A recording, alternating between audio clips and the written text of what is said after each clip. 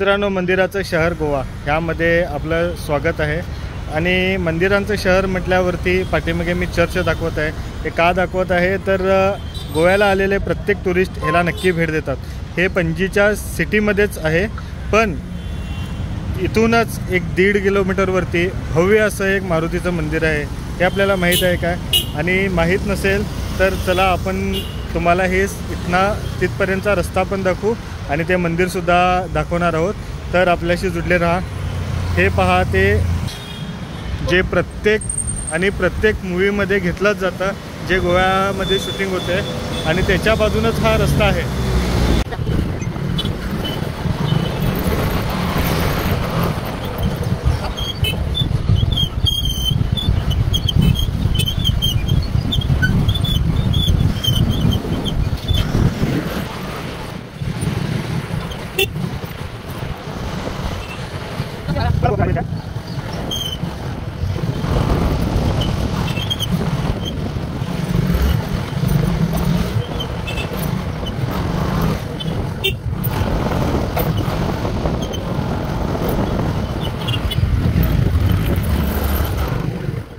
Finally मंदिरकडे पोहोचलो आहोत आणि मंदिरला जाण्यासाठी 2 मार्ग आहेत। एक चढून जाऊ शकता, जे की फार प्यारे आहेत वरतीपर्यंत, आणि दुसरं म्हणजे इथून बाजूनं जो रस्ता गेला आहे तो रस्ता मंदिराच्या पायथ्यापर्यंत थोड्या वरतीपर्यंत जातो। थोड्या पायऱ्या चढाव्या लागतील, पण जाऊ शकता। हा पण रस्ता तुम्हाला दाखवू।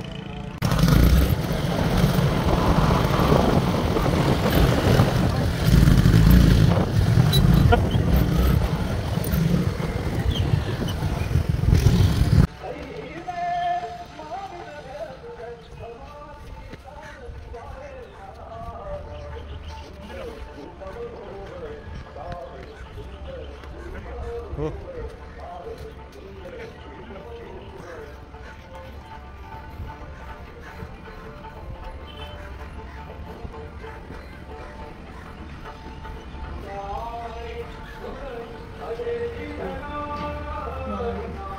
हे मेन मंदिर नव्हे, मेन मंदिर वरती आहे।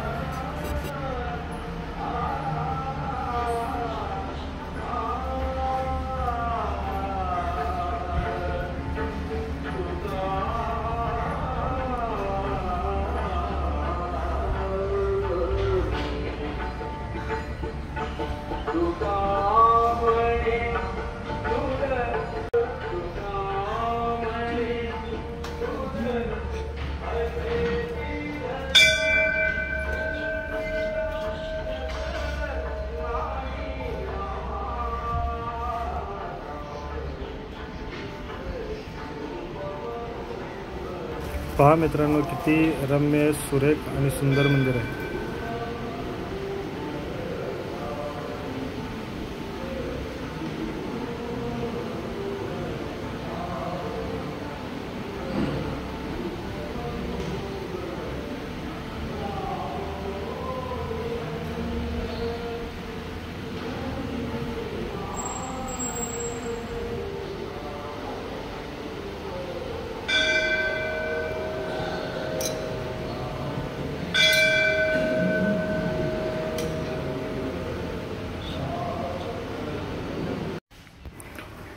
ही आहे मारुतीरायाची चांदीची पालखी।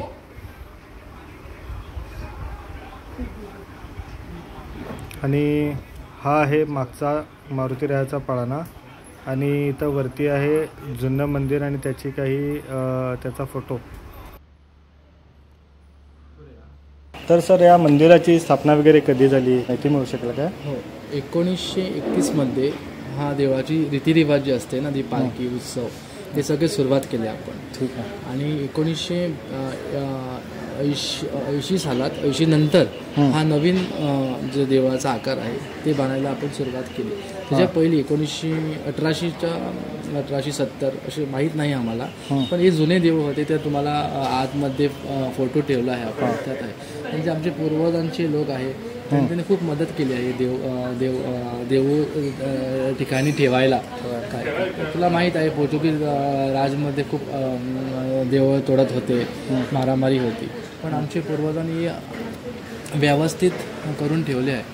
ओके। वारसा राखला गेला आहे. हो, वारसा राखला गेला आहे. नाही तर हे पण नव्हतं. हा एक किल्ला कसा आहे काय, आणि सरभोवतानी चांगलं दिसतं. आर्किटेक्ट पण एकदम चांगला आहे, छान आहे. निसर्गरम्य वातावरण सुद्धा आहे. आणि सर, जे आता दुसरा उपक्रम तुम्ही राबवलाय, जी सोन्याच्या मूर्तीची स्थापना, सुवर्णमूर्ती आपण आताच हीच कमिटी आली आहे. पहिले आमच्याकडे तिथे फंड्स पण नव्हते. फंड्स आपण हे देऊळ बनायला युटिलाइज केले आणि लोकांनी पण खूप मदत केली आम्हाला हे देऊळ. आता हे आमचं देऊळ एकदम कम्प्लीट आहे. तर आपण दुसरा निर्णय काय घेतला की चांदीची पालखी करायला. ती चांदीची पालखी पण आम्हाला सगळ्या लोकांच्या आधाराने कम्प्लीट झाली. तर आपण आता असा निर्णय घेतला की आपण एक सोन्याची मूर्ती करूया. ती सोन्याची मूर्ती करायला आपण खूप लोक मिळाले. म्हणजे गोव्यामध्ये पण खूप अमीर लोक आहेत. त्यांनी सांगितलंय की बाबा मी देतो सगळी संपूर्ण मूर्ती करायला. नंतर आपण विचार केला का या देवळाचं काय पण रीतिरिवाज करायला, कारण तोडपाड करायला आपण पहिले आमची ग्रामदेवी महालक्ष्मी आहे त्याच्याकडे कोलप्रसाद घेतो.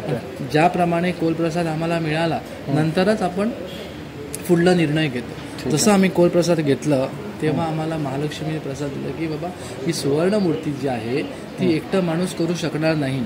तर आपण त्याला कारण विचारलं असं काय आहे. नंतर मारुती रायाची इच्छा आहे की ही सुवर्ण जी मूर्ती आहे ती सगळ्या लोकांचा हातभार लागायला पाहिजे. नंतर एक बारीक लेबर माणूस इकडे आला आणि तो म्हणाला की माझी इच्छा आहे 2000 रुपये द्यायची, काय तो देऊ शकतो.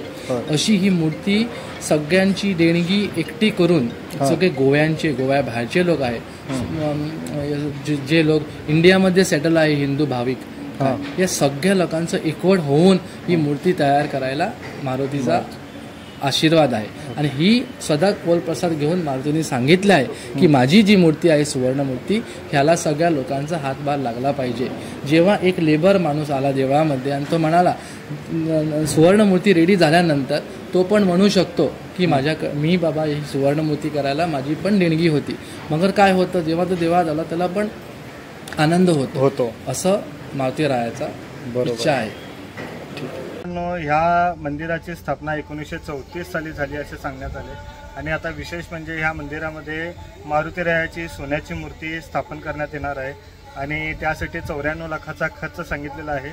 जर आम्हाला त्यांच्याकडून काही QR कोड वगैरे मिळाला तर आम्ही तो आमच्या व्हिडिओमध्ये अपलोड करू. आपण ते पॉज करून त्याला स्कॅन वगैरे करून मंदिर संस्थानाला दान स्वरूपात किंवा त्या मूर्तीसाठी तुम्ही काही मदत करू शकता. आणि हे मंदिर फार म्हणजे फार भव्य आहे आणि एकदा ह्याला नक्की भेट द्यावे. आणि ह्याच्यावरून जे नजारे दिसतात गोव्याचे ते तुम्हाला आता मी दाखवणार आहे.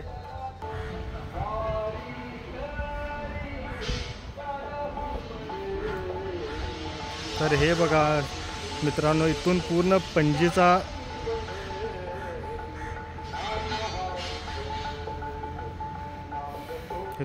पणजी दिसते, पणजी सिटी दिसते.